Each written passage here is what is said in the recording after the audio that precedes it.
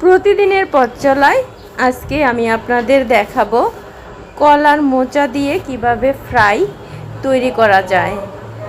আপনারা সবাই হয়তো করতে পারেন, আমি কিভাবে করি সেটাই আমি আপনাদের সাথে শেয়ার করব।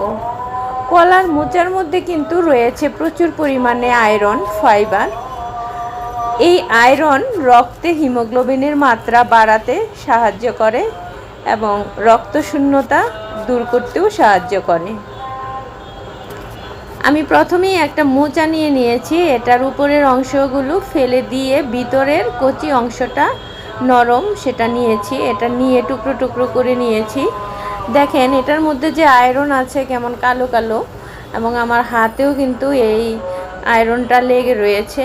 এবং এই কলার মোচা অনেকেই কাটতে চায় না, হাত নষ্ট হয়ে যায় বলে। আমি কিন্তু এটা কাটি, কারণ এটা আমার খেতে বেশ ভালোই লাগে।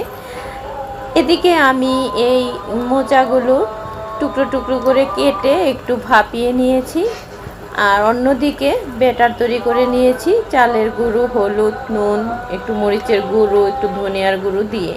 তারপর মোচাগুলোকে সুন্দর করে এই ব্যাটারে ডুবিয়ে তেলের মধ্যে দিয়ে হালকা তাপে একটু সময় নিয়ে ভেজে নিয়েছি। এবং যখন